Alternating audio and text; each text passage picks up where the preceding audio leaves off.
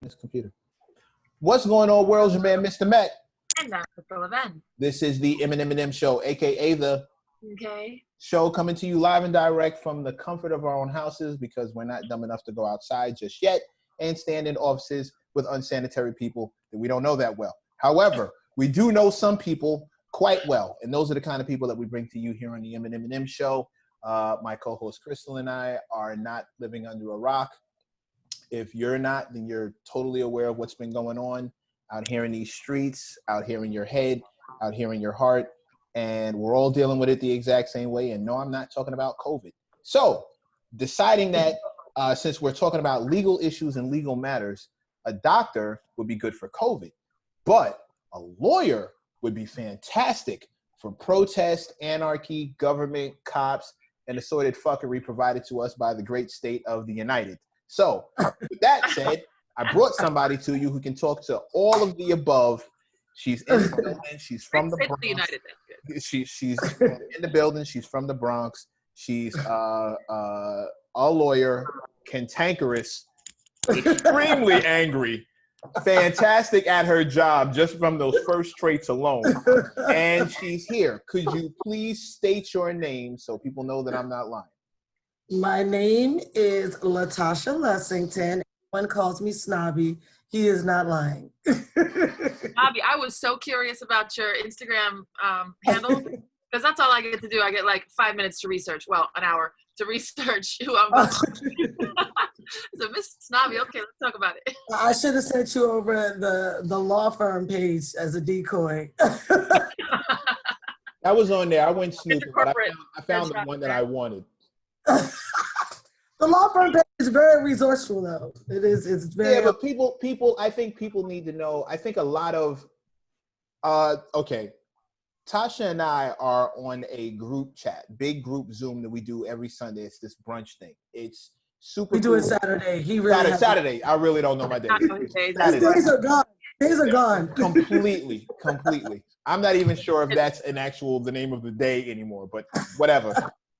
What are the weekend days? We get it popping somewhere in between the jokes, the drinks, and the debauchery. We start talking about real shit. And some of the real shit we've been talking about is how to handle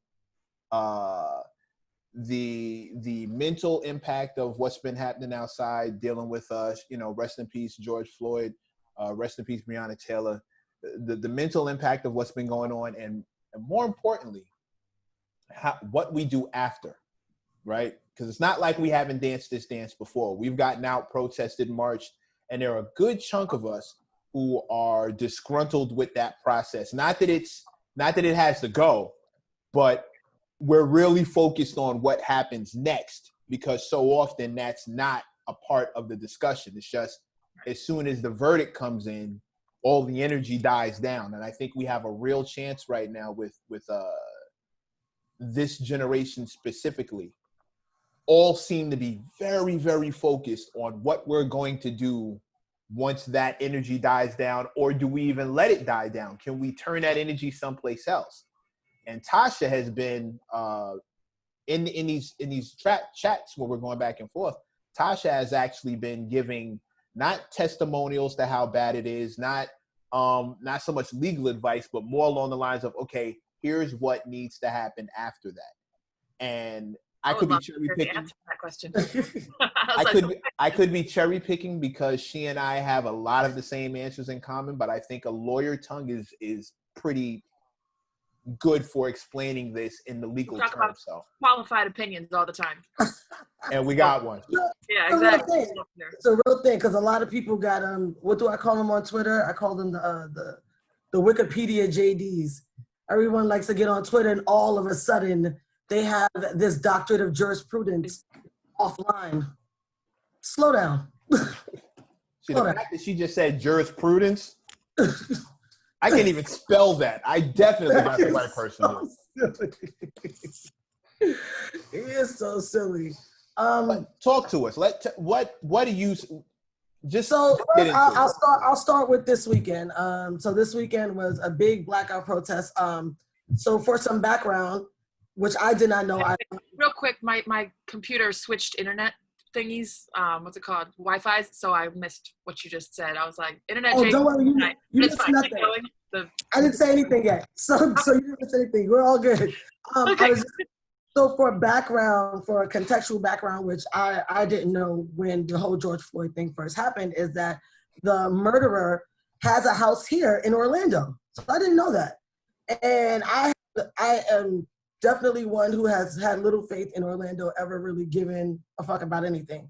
It's the happiest place on earth, and people of color live in their areas and white people live over here, and nobody gives a fuck about what's going on with each other. So I was very pleasantly surprised when I found out that they had been, one, protesting in front of his house. Two, they had been protesting downtown. And there were about 2 or 3 protests that the groups didn't even know was going on that converged on one another. And then they all went and kind of surrounded Orlando PD. So I was real impressed with Orlando, and I had to bite my tongue and say, you know what, one time for y'all. I see y'all, I hear y'all, and since y'all finally ready to get to the shits, I'm here with you. So this Saturday, they had a blackout protest.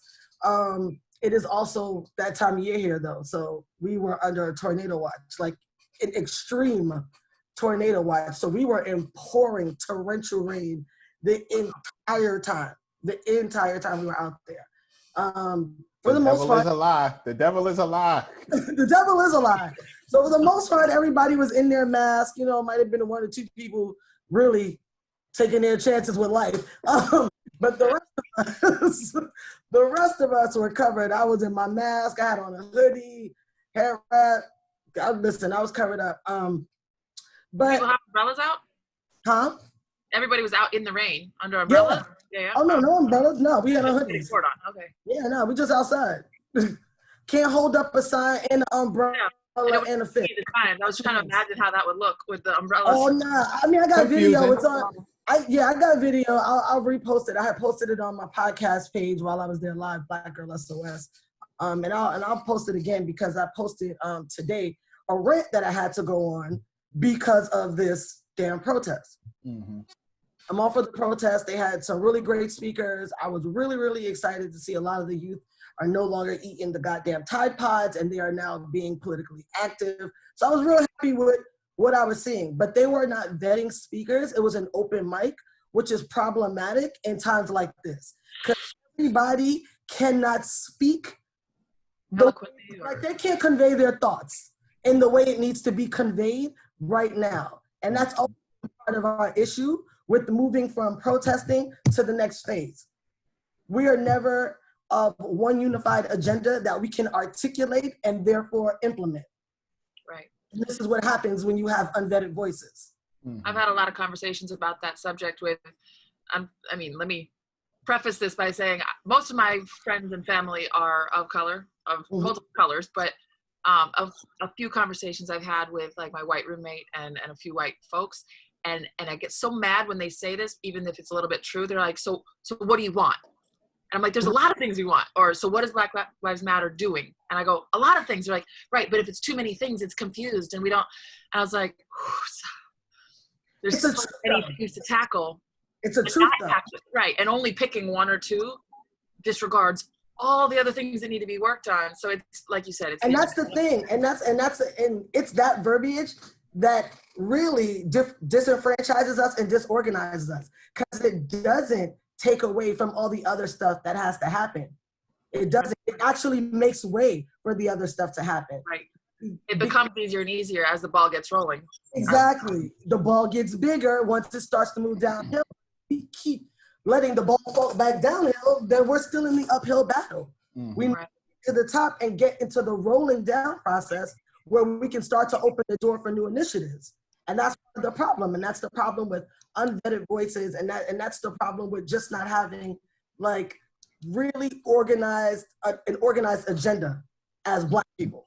And I think an agreed upon leader for some of these things, like across the country, there's a lot of leaders, but figuring out, I don't know who, not that there can only be one, but like one certain, a list, an agenda, a voice that we can all sort of agree on Yeah. Forward, and then everyone It's can hard to do that because we live in an ego era. Everyone is so very pressed for it to be their name. And that's not to say that this era didn't exist. It existed with Malcolm. We know that that's why Malcolm had the falling out with the nation. It existed, and that's why they all had falling outs with Southern Christian leadership. Like, these things are not new. But because you can, now you don't need the media to make you popular, to make your name known. You can do it yourself. Because of social media giving people the platform to bolster their own image, it has become magnified, the need to have people's egos stroked, the need to have people's name attached to stuff. 90% of anything I do, my name is not attached to it because my agenda isn't about me. I don't give a shit.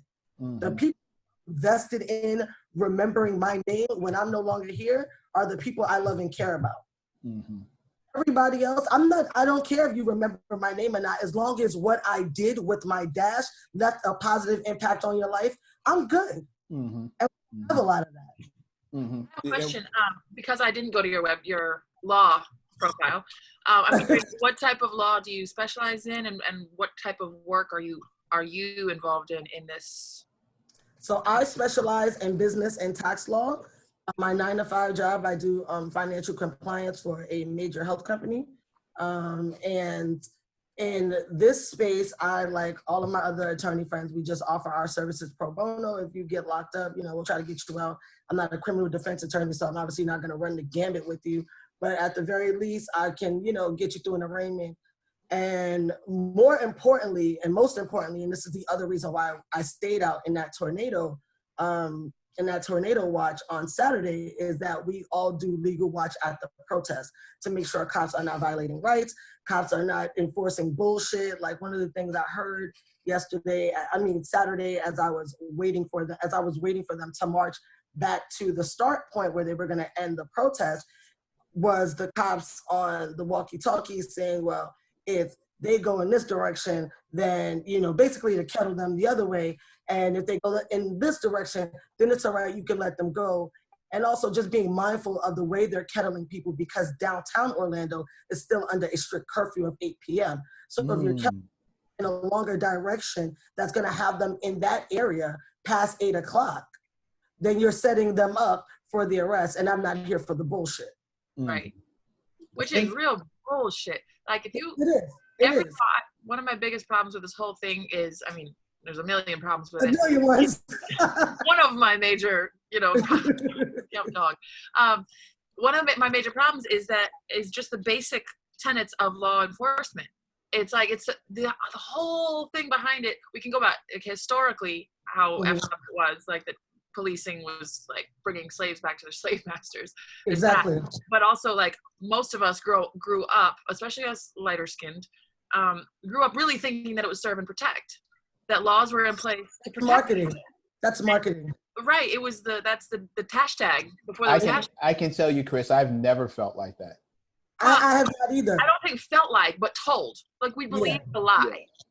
I think that we're protected. I had the benefit or not the benefit of growing up in the Bronx in the 80s in a corrupt precinct. You can Google the 48th precinct, in a corrupt precinct, and with a stepfather who was a felon. So I was under no illusions of what the criminal justice system was about. And I always knew I wanted to be an attorney. And I absolutely knew I did not want to practice criminal law. I was always very vocal about that. And I guess where I was going was that all the kettle, like all the tricks and twists that they throw in there to arrest people, to vilify. And it's just like, some people that have just seen 13th, like the documentary, that are just that somehow missed that whole boat, which is, I'm not going to be mad at you if you did see it finally, but like, where were you? Should have seen it. Yeah, right. Seriously. Listen, I'm at this point, at this stage, I'm not really tripping on people who intentionally had their head in the sand, because it's a lot, especially if you're not Black and you're witnessing all this stuff. Once you become aware of what the issue is, your morality, your conscience is either going to swing you one or two ways. It's either going to say, okay, this is not my problem at all, or fuck, this is terrible, I really need to do something about it. And the what to do about it becomes overwhelming. You said even conversations with your roommate, it turns into, well, what do they want?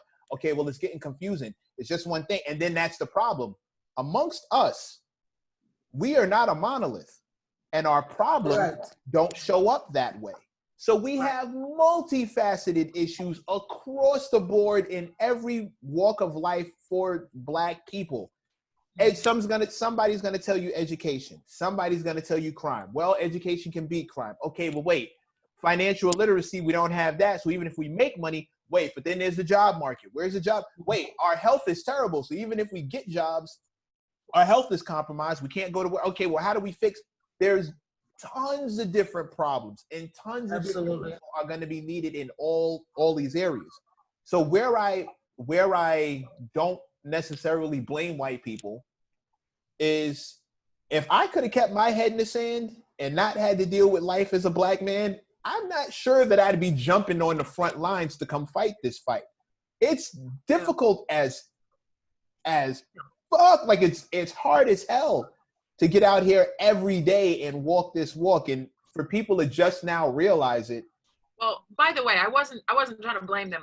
I'm just in awe that. No, I'm not blaming them at all. I kind of get it. Like if I can listen. On another path is never hard to get though. Like no one doesn't get the easy path. Like we all get it. Thank you. We get it. And there's a reason ostriches put their head in the sand when shit. Correct. Like, we get it. We get it, but that doesn't mean I'm a co-sign that shit. Right. A lot of shit that doesn't affect. Yeah, a lot of shit that doesn't affect my demographic, I still work hard for it, because at my core, I'm a decent human being. And if I see some shit that I'm like, damn, I wouldn't want that to happen to me. I wouldn't want that to nobody I love.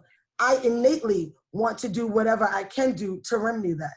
That's why I was like, me and one of my sorors, we went live on my IG page, and we were just talking about the fact that people are fiends for white allyship. And I'm on some, y'all can suck my dick, bro. Like, I'm not pressing anybody to be my ally, because the word ally is friend. How you ally is literally how you are a friend. So it's at you either know how to do it or you don't. You don't need to be taught to be an ally. Now, you might not have all of the real substantive information, and you're doing some work on your own and you're reaching out to really broaden your knowledge base. That's completely different than me needing to tell you that when you see some fucking injustice, you need to step the fuck up. Like, you need to use your privilege to make shit a little easier for somebody else. That's you being fucked up at your core. Like, your mom dropped the ball on that. I can't make that right. Mm-hmm. No, she's That's right. where your mama jokes go in 2020. Like, your mama should have taught you. That's where they're at now. I mean, I want to take, when you said see something, say something, I want to take that, like the NYPD see something, or the police see something, say something, and literally take that and flip it. Like, literally, we should be seeing anything and verbalizing it. Good idea. In the moment, like, flip it, own it, take it. Like, we're not saying something to you, we're saying something about you. Yeah. It would work out. You just got to be careful not to get shot. Like, we also have to remember. Yeah, we also have to remember another problem that listen, we had a guest on like a week ago, maybe 2 weeks ago, and we did a whole thing on sexual harassment, sexual assault. And I had a woman on the show who, this is her area. And we didn't agree on everything. But I'm not a woman, and I understand that it's super not easy being a woman. Walking around with a vagina comes with its own set of issues that I don't think, I'm not arrogant enough to believe I know all of, but I definitely know from conversations that I've had that a ton of my boys don't get the shit that I get. And I feel like I know a little bit more than them, and I know I don't know everything. So if that's the case, and knowing how difficult it is to be an advocate for women, because it's not easy. Like, you've known women all your life and you still didn't know all the answers. I Tons know of them.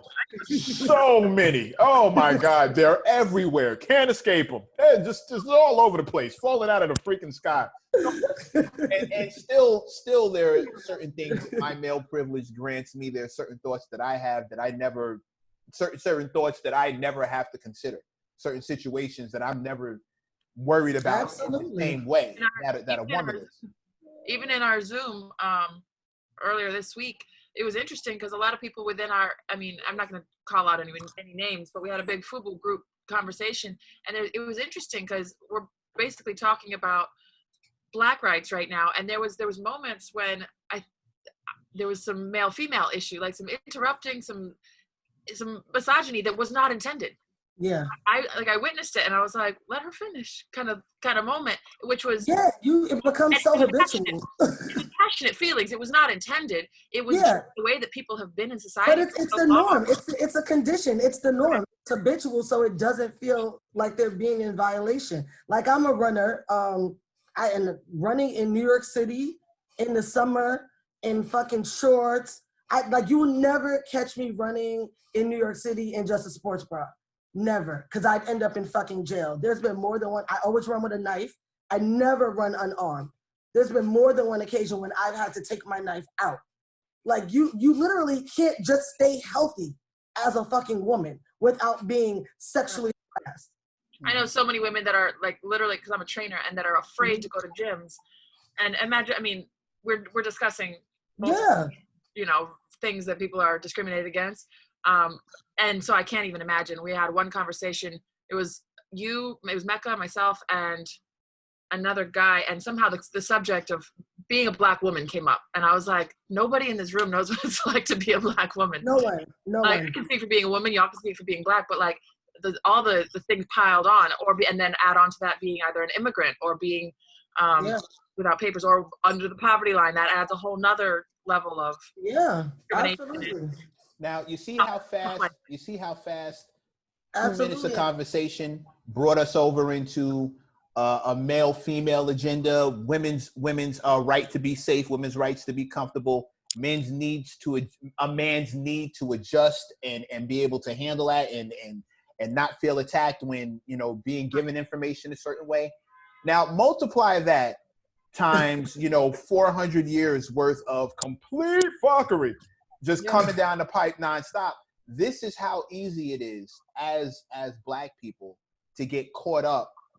Billy Porter is out here right now talking about, well, what about gay people?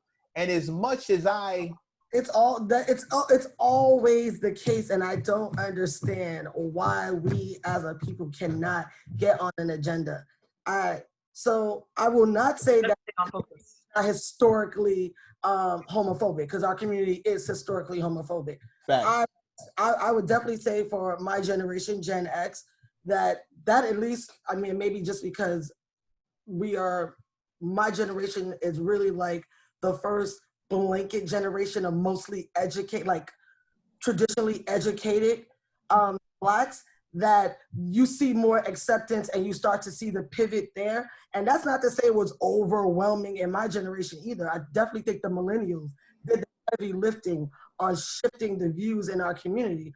But I think it started to begin with the fact that we were all much more educated and we were in much more diverse spaces and outside of our homes. So we all went away to school. Right.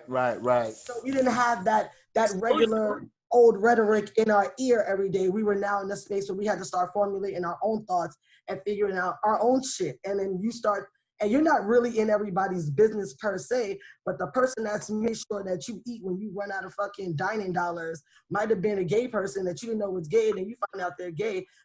You want to fight for them because, like, yo, that's my boy. He looked out for me. I got to hold him down. And stuff like that is what, at least in my sphere of life, what I witnessed is what started to shift the conversation. Because I definitely came to school with a lot of people that were like, nah, I don't fuck with nobody boy them. I was like, bruh, your roommate's gay. Did you not know that? No, they didn't. No, they absolutely. Not my roommate. He mad cool. Yeah, because you can be gay and be cool. Yeah. So I had a conversation the other day about Venn diagrams, the intersecting circles. We love a Venn. We love a good Venn. It's the most amazing thing. Like when people realize that things are not mutually exclusive, and some circles are almost completely overlapping. Like it's just there's a fringe of pieces of like.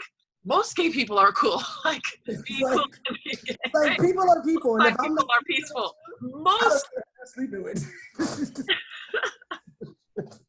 I'm not in the room. I don't. Like, I used to. It's not my business, bro. I'm a hip hop head. I'm an industry head. I've heard all the stories. My thing, whenever I got into situations with somebody talking about, yo, you know he's gay, right? My main thing would be, how did you know that? Where were you when the gay stuff was happening? Why did you decide to stay? I didn't know that was a gay club. I've never been to that club. And I was never invited. They know that I'm not their target audience. But I'd like to know how you specifically knew. What I found really funny, no bullshit, before I tie back into what I was going to say about the protest. So the brat came out and she's like, worst kept secret. Bro, she's like, I've been holding this weight for 20 years. I said, well, sis, who are you carrying that weight for? We all knew you were gay, and it ain't stopped near one of us from bopping our heads to Funkify. That shit is a bop. Sis, Right. we don't give a damn. Like, you made your own weight. You didn't come out because you were never in. Yeah, I mean, in for who? Where was this For whom? For whom? Who cared? My grandma sent me a birthday card, and it literally said, I think she's hinting at, I've had the same female roommate for 11 years, and I don't go home very often. And I've, I was married for 2 years, and then that was, right? So I think she's getting at, she thinks I might be gay, which I'm not. I love my man, right? But it's funny. I said, first of all, in our family, and in 2020, like, who am I hiding from? If I was, exactly. I would be so welcome. And it would be... Which brings me back to the entire Billy Porter thing and the reason why we can't seem to get on the same page. I think because we're not a monolith, because we're not all just one thing, everyone seems to believe that their problem is the biggest problem facing the Black community, and therefore their solution is the only one that we should be focused on. Whereas I think Tosh and I both believe that there is an overall encompassing issue and an overall encompassing solution that under this umbrella would allow us to get to everything else under the sun and even this out. I think safety, stability, and health are like probably my top three for Black people. Is if I could guarantee anything for my future children, those would be the top three things. Now, everything else you got to work out. Your happiness, you got to go figure that out. You got to get all that piercings, tattoos. You got to Say the three again. It's safety, stability, safety, and health. Right, mental and physical. I was like, but no. Safety, stability, and mental and physical health, like all the way around the board. Those are the three things I would want to send my child out into the world with. I think. And I've been following a lot of different leaders that we have, because we can never seem to get one person in the spotlight and keep him there without finding a problem with him and deciding that he's not it and tossing out the baby with the bathwater. I think is one of the reasons our leadership is so fragmented. One guy I've listened to a lot though is Dr. Claude Anderson. Tons of information, and he talks about power economics, Black solidarity when it comes to the finances, and group economics. And underneath the umbrella of group economics, all of us, I'll say it this way, and somebody might get upset with this, but I'm going to say it anyway. Black people are not the only people that the Klan can't stand, right? It's not just we're just the most popular. Factory settings. However, we remain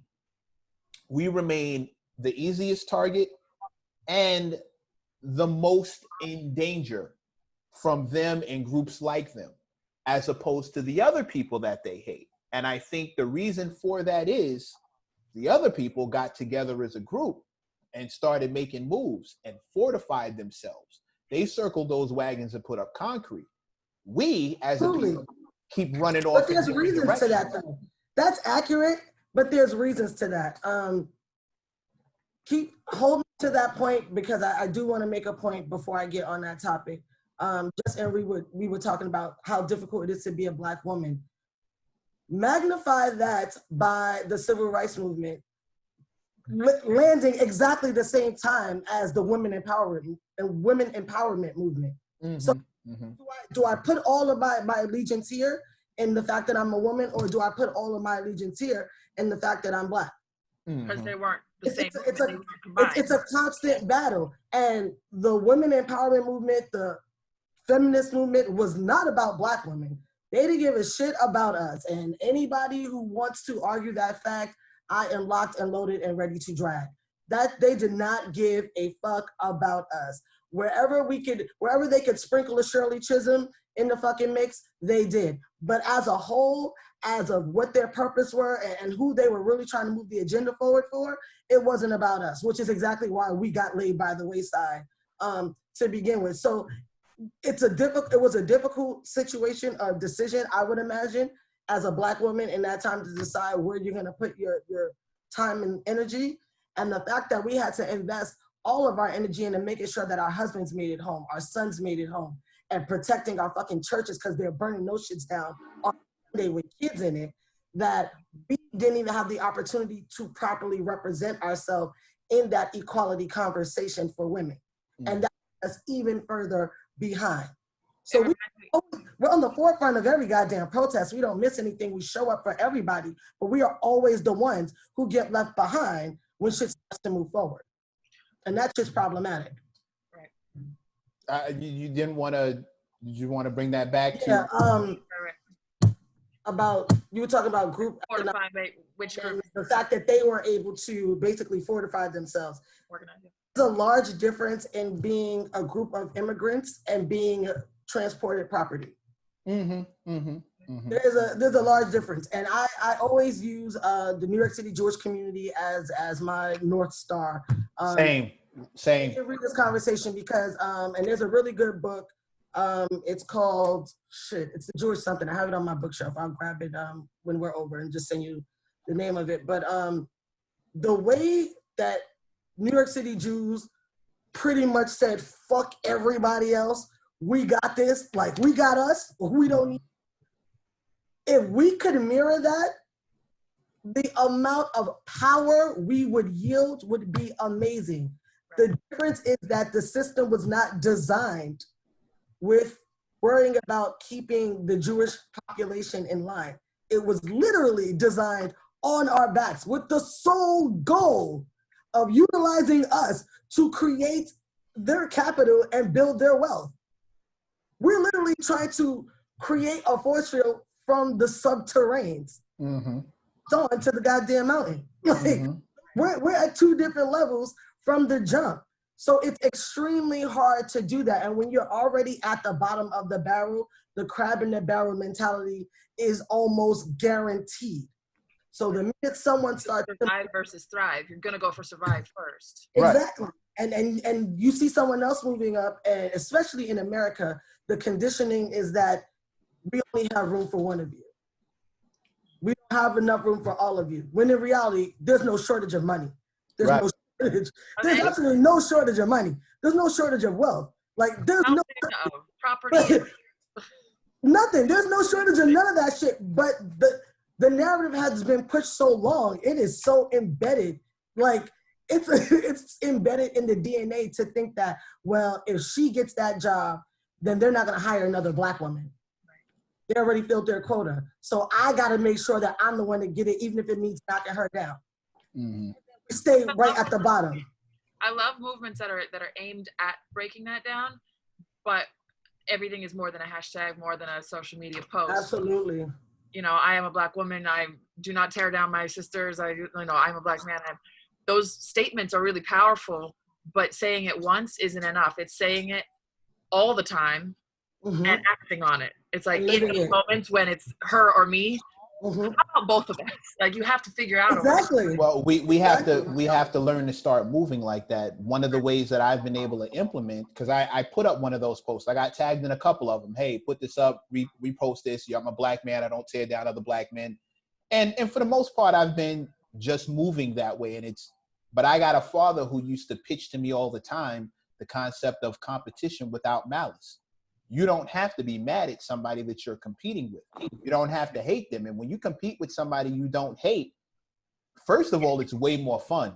And second of all, their success becomes your motivation. It becomes a different thing when you don't hate them.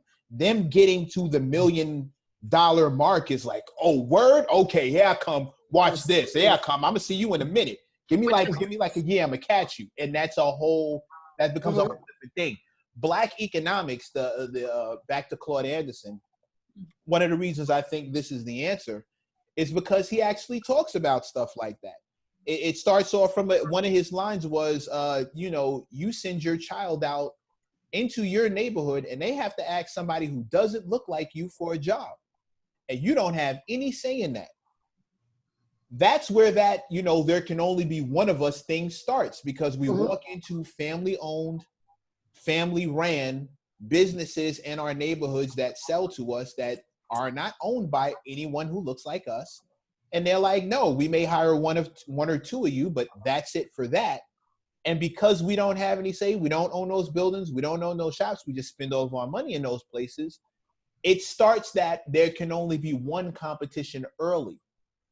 I think knocking that down by getting our money together, mirroring the Jewish community, like Tosh is talking about, mirroring the Chinese community. Dude, they have street signs in the middle of New York that are written in Chinese. Sure do. Don't talk to they never. Here's a great one. When's the last time you heard about gentrification happening in Chinatown? You don't, because they don't allow it. Right. Because they own and a lot of that is local politics, like I was talking about on Saturday. Their council people also live in their communities. Their council people are also of their ethnicity and their demographic, and so they fight for what's theirs. All of our council people, all skin folk and kinfolk. And I said what I said. We were looking up, my roommate and I, again, spending a lot of time at home. I was like, all my conversations are about me and her. We were looking up, like, trying to find apps or trying to find, like, the easiest way or the simple ways to really understand who represents our community. We don't have kids, but that's what we should actually care about? Like, the presidential election matters, but, like, really knowing. And also, listen, the conversation about DAs, I mean, it's been there, but, like, when people really realize we're not going to 45 or Orange Man or Trump or whatever you want to call him, we're not going to him to arrest or prosecute. Like, maybe at the very end, he can have a say or an opinion on Twitter, but, like, it's the DAs in our own backyard, literally. Absolutely. Power. How do sheriffs and police chiefs become who they are? Working up the ranks? Are they elected? Are they, like, understanding how, like, my government classes in high school didn't explain that. A lot of people's did. I think civics is bullshit in school. I mean, to be quite candid, and I was an educator before I became an attorney. So I say this. Not helpful, yeah. And an educator. It's bullshit in school. School now, especially now, I can't remember if I was talking about this I was talking about it yesterday at a social I was at. But I did basically a little Twitter poll, like, just threw it out to parents of children 7 to 14 years old and educators. Do you still see your kids doing current events? What age were you when you started reading the newspaper? Don't even know why it randomly popped in my head. I was, like, looking at the New York Times or something, and I was just like, yo, I've been reading the newspaper since, like, the 3rd fucking grade. Always been very cognizant that the world doesn't revolve around my neighborhood, because I've always been exposed to more than just my problems. These kids are hella self-centered and narcissistic because they're not exposed to shit else. And I literally mean only two people, and I got a large following and I know a lot of people. Only 2 people said that their kids still have to do, like, current events, fucking that's some news from the world. Like, read the newspaper, cut some shit out, write a summary. And it's because it's an in-home assignment. It's not assigned at school. There needs to be an overhaul. I mean, I've read a lot. Overhaul is large. Well, we're working on it. We're working on it. The idea that schools were invented to create factory workers, like, modern schooling was really invented to create followers, not leaders, not people. Absolutely. Absolutely. That's why you're labeled a troublemaker and sent to detention when you question shit that's said to you. Like the curriculum now is just so you can pass an exam. It's not a curriculum to teach you to be a thought-provoked person. It's not a curriculum that's taught to better member of society or yeah, at all. To be like a functioning person. It's so you can be a Stepford wife and just do as you're fucking told. or a working pack mule and bring home the checks and work till you die. Like go ahead, I'm sorry. There's also the idea that we're all told the same lie. I saw that the first time I heard those words was in the documentary Dark Girls, about like colorism within the Black community especially, and it touched on some Indian and Caribbean and different communities that like colorism lighter and the bullshit. Yeah. We all told the same lie. Even as little white girls are told the exact same lie about skin color, about beauty, about absolutely what the goal is. And what you can do to be, if the goal is where you're at, why work? Why change? Exactly. And if it's not where you're at, then you're told that where you're at is not okay, is not right, is not, and that's our first education, and it continues for the rest of our lives through Instagram, through politics, whatever.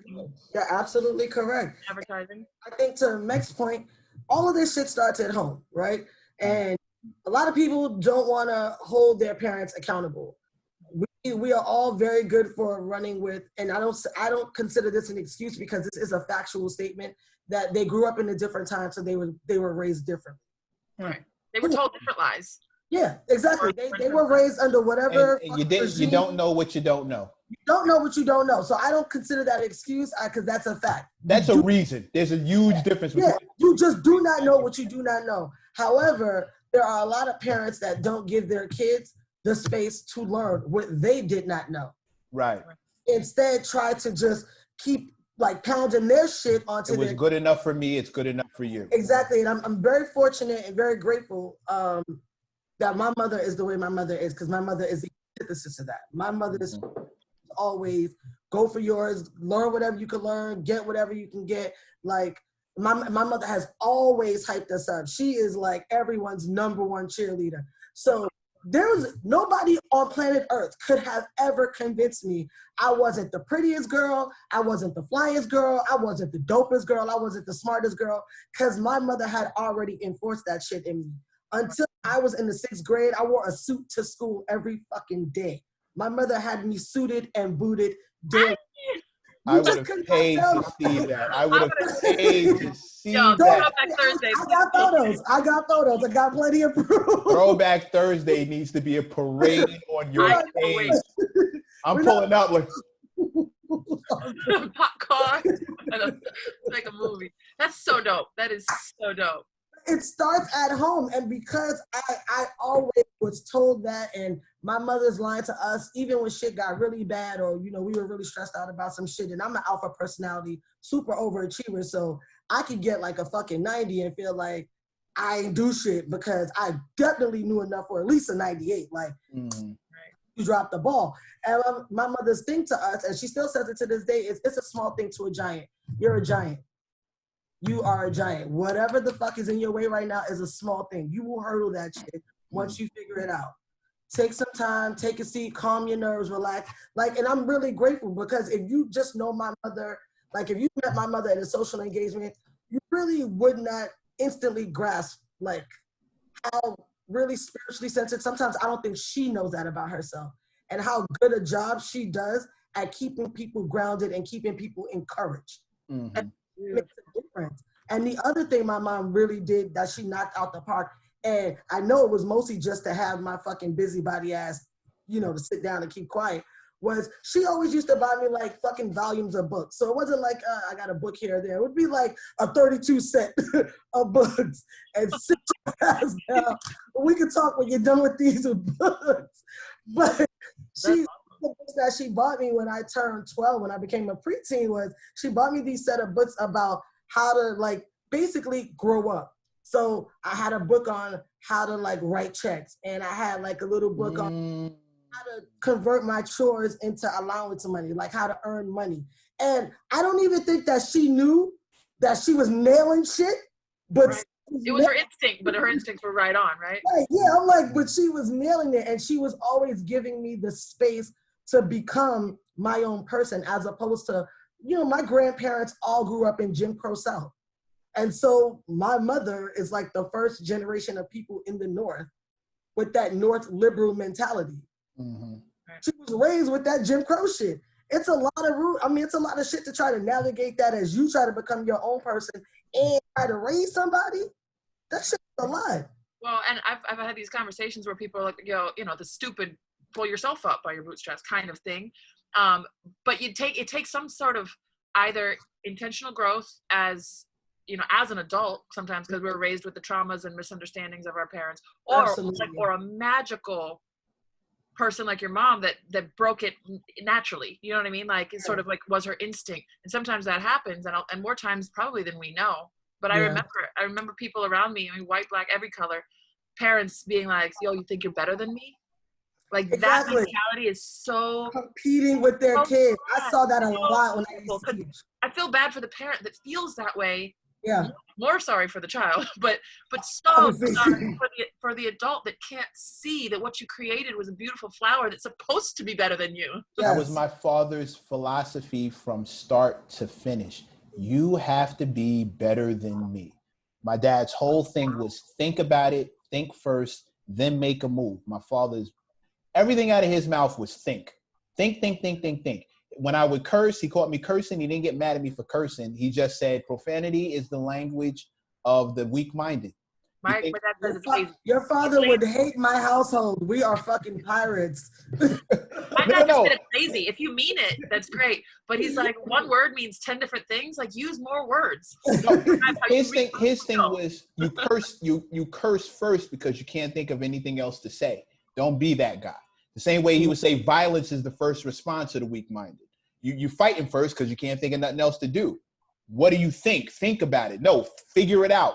Think about a way around, think about a way through, but think it through and then make a move. And that was my dad's whole thing. My thoughts tend to lead me back to the fighting and the cursing. She's a pirate for real. I'm gonna get you an eye patch. And a parrot. Yeah, she needs a peg. A peg leg is gonna be a baseball bat. Like, it's not even gonna make sense. No, but yeah, I have a third leg. Here we go. I got something for you. Batten down the hatches, bitch. It's gonna be different all the way around. Listen, I drink liquor straight off the bottle, so I'm telling you, I might be. You're also from the Bronx, like you're cheating. I am from the Bronx. So you're cheating, like that whole thing. Pirate by default. She's a trained pirate. 4, 5, and 6 pirate. The SSA train. She's a pirate of the. Listen, I'm on the 2 and the 5 line. It's aggressive. I'm quiet. It's aggressive. It's an aggressive. Red and green doesn't mean Christmas in that case. I'm a child of the J and the E myself. Your conversation. I haven't been on a train. It's the strangest thing. Like, how has your life changed drastically? Do you live in New York now, or you live in Orlando now? I live in Orlando. I live in Winter Park, which is a small city right outside of Orlando. I work from home year round. So for me, in large part, my life did not change except for the fact that I am a nomad and I travel extensively and I have not been able to go anywhere. So I really have like the jitters. I need to get out. Before we get off on those kind of topics, because I want to stay focused. We're doing it in the brunch chat that we're in. We come up with solutions, we come up with lists, we get actionable items that we pick apart, and we figure out who can do what. We're all trading information, so everybody knows what everybody else knows. We're using each other as a resource. I think we've got it's a microcosm of a really good blueprint that if we got it out further, each one teach one, we could really make some noise with. Now, I'll keep it a buck. I've come to I'm resigned in the idea, and I've come to peace with the idea that we might not live to see the kind of change that we ultimately. But that's a fact. Oh, that's a fact. I mean, and I'm not positive on that, because the generation coming behind us is impatient as hell. Are you a millennial or Gen Xer? I'm a millennial. Okay. I think the youngest millennials are about like 28 now. Yeah. I'm 30. I'm a Gen Xer, so that's why I'm trying to see what generation we're talking about. It's interesting when people talk about the generations and they blame. We're still in the realm of blaming millennials, but like we're at Gen Z. Yeah. After this, and then there's whatever the youngins are. It's gonna be a whole other thing. Yeah. Everyone behind us is I call the 140 character generation. They're impatient and they're entitled. They're extraordinarily all the entitled. above. All the above. I think those things will add to well, why we gotta wait? Why do we have to wait for it? I think if they conversely though, they are also bold as fuck. They record anything, they say anything, they fucking hold your ass to the fire unapologetically. And that's the shit that we didn't have with our predecessors, because they were, and rightfully so, really just trying to make a way for themselves. They were trying to rock the boat because they were trying to make a way. But now that we have a way, these motherfuckers ain't afraid to rock the boat. Oh, hold on. One more thing. As much as they nutty as shit, and I agree with you that they're too fucking entitled. They don't do enough research. They, like, if shit ain't clickbait, they don't fucking get it. And that is the bulk of them. You also got to give them some credit for the fact that they don't give a fuck. They're gonna hold your ass to the fire if you say some shit. 100% facts. 100% facts. I actually saw a post today of the list of things that have happened because of 10 days of protesting, and it was pretty impressive. Like, why we gotta wait? No. It's the after. It's the maintaining that I'm worried about. Where because we come in, though. Right. That's where we come in. And I was saying this to my girlfriend last night when I was at the social that we hosted. I was explaining this to her because she is still an educator and she's working on a local. So we're about to get a new state attorney. We're currently a black woman state attorney. We're trying to get a new black woman in there. And the guy that's running against her is a black man. He's a black man with good name notoriety because he presided over the Casey Anthony case. The thing about it, though, is that if you're not in the court system or you're not in the legal community, you don't know that man is actually a Republican. Okay. You don't want his ass in that state attorney seat. Right. So we're working on that. So anyway, that's her job. She's a communications director for the woman that's running for this particular seat. And we were talking about the riots and this, that, and the third. And I was like, listen, I'm a frontline motherfucker. Like, it's been killing me not to be outside. I like to start some shit. I'm prone to violence and I fucking enjoy it. I like to get into shit, okay? I said, however, what I do know and what I understand is that everyone has a role to play. And while that's still where my passion thrives and where my heart wants to be, I know my responsibility as an attorney is to make sure that I don't lose that station in life and that I use that station to enable those people to still do their job, because that's a young man's game. That is their game. That's what they need to be. They got more energy than me, I promise you. A bitch be tired. So they got more energy than me. They got more free time than me. They ain't got 58 jobs, you know. They got a lot less responsibility. That is their role, and they're getting to it. Let them do it. My job as an attorney is to enable them to do their job. And once they do their job, to pick up the baton. It's now my time to run with it and make sure that I move the agenda forward. It can't be that we had this riot, we got the word out, and then we did nothing. Now I said, now this is our generation. Our generation's responsibility is now to effectuate the change. We have their voices, but we have to use our knowledge to apply this shit to make sure that we have something sustainable come out of it. Or we're gonna be the same fucking argument again in like 3 years. And one of them may be on the other side of that cop. Exactly. I said, and the worst part to be, it's because one of our fucking family members are the hashtag. Mm-hmm. Yeah, and we're really, if we don't aim that gun, like you said, I've old men for counsel, young men for war. Like, that's what it's always been. That's what it is. That's what it's always been. But we have to, where we're gonna get caught up, where I see a potential snag, and this is what I'm trying to circumvent now, super early, is the entitlement, the boldness, the impatience. All of that can work in their favor. It's the clout chasing that's gonna doom them. It's the need to be famous, the need to be special. The ego is going, because they have more ego. And I wanna stop one thing right now. I want to talk about my grandparents, my great-grandparents, my great-great-grandparents, as if they were pussies. We don't understand what it took. White people were getting busy back then. Like, I want to say, first of all, I'm an American descendant of slaves. I don't come from no fucking pussies. Facts. I come from superheroes. I can't, exactly. I can't. You have no idea as they much literally survived an entire life that was designed to kill them. Right. Quickly and slowly. Like it was dealer's choice. Possibly come from no punk ass bitches. It's not possible. It's just not possible. We're talking about the generation that survived the Willie Lynch papers.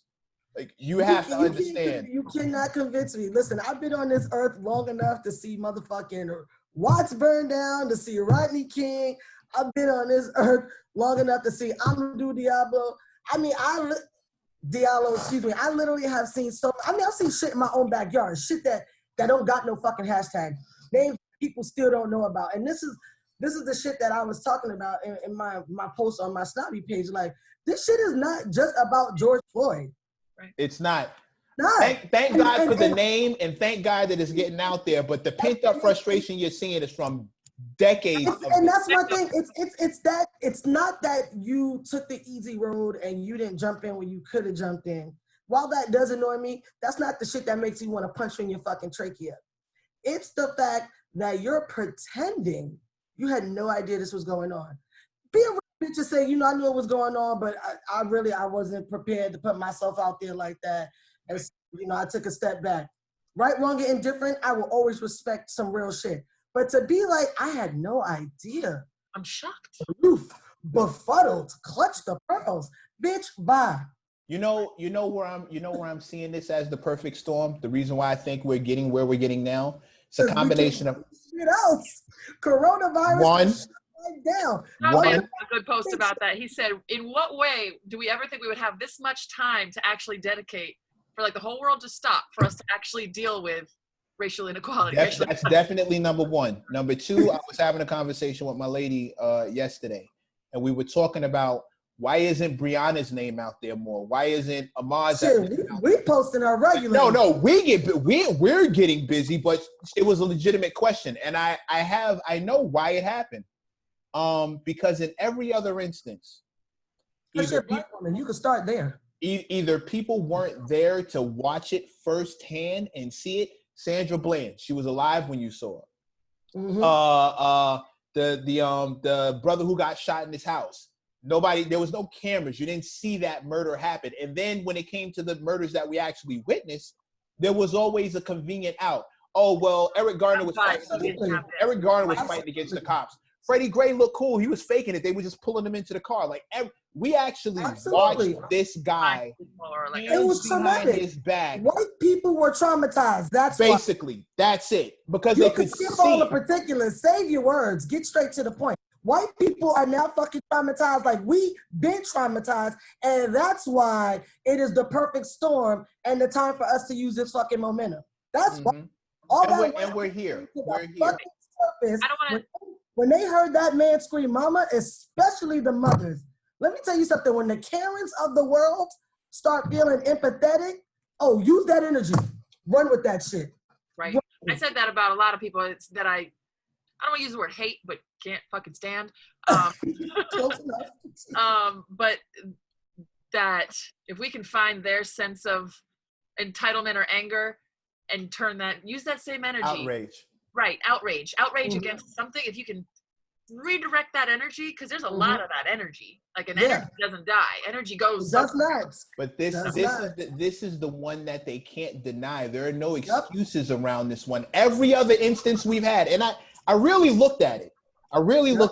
Every other instance we've had, there's always been something you could say to be like, well, it's not as bad as they're making it look. Mm-hmm. And now that we see this one blatant, like it took all this time for the guy to die, all these same people are now looking back at all those other decisions that they made to stay out of it, or all those excuses they made, and they're like, wait a minute, if this guy happened like this right in front of me, what about Sandra Bland? Now it turns into, what about Sandra Bland? What about Eric Garner? What about everybody now becomes a second thought, and it's like, wait a minute, holy shit, they've been telling the truth this entire time. And the whole time, no one was lying. No, yeah, now it's, oh shit. Mac, I don't want to interrupt, but I think we're over an hour now, so I just didn't want us. I know our slot is an hour. Yeah. Well, we're definitely running up on it. So I say all that to say, we have an attorney, we have a method. I think we've tackled some things on here. If you pick it apart and if you can get past the cursing and the debauchery and me not knowing what day it is, and the scent of the Bronx, which is violence and food. If you can get past all of that. Jordans, the Bronx smells like violence and Jordans. Period. Red. Period. With a side of Pitbull. So if you... That's Yonkers. You went too far north. That's Yonkers. I said aside. It's coming down. It's wafting down. I know what I'm doing. The Brooklyn smells like, scams. Queens smells like money and scams. Oh, mad scams. Brooklyn smells like machines in the basement. Yeah, I got you. I'm right here with you. With a side of beef patty. That's Beef patty. I'm right here. I do want to say this really quick though before we log off.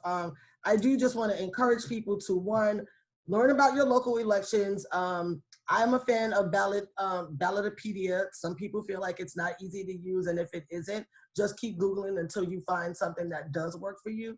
But get your ballots early if you can. Always sign up to be a mail-in voter, even if you're going to walk in, just so that you have that ballot in advance. You have time to sit with all of the referendums that are on there. You have time to really vet the people that are running for like sheriff, running for judge seats. That's super important. That's really what's going to make the difference at the local level. So invest that time, get that ballot, sit with it, read it over, research those people, and then inform people that you know. You the one that know, tell a friend to tell a friend to tell a friend.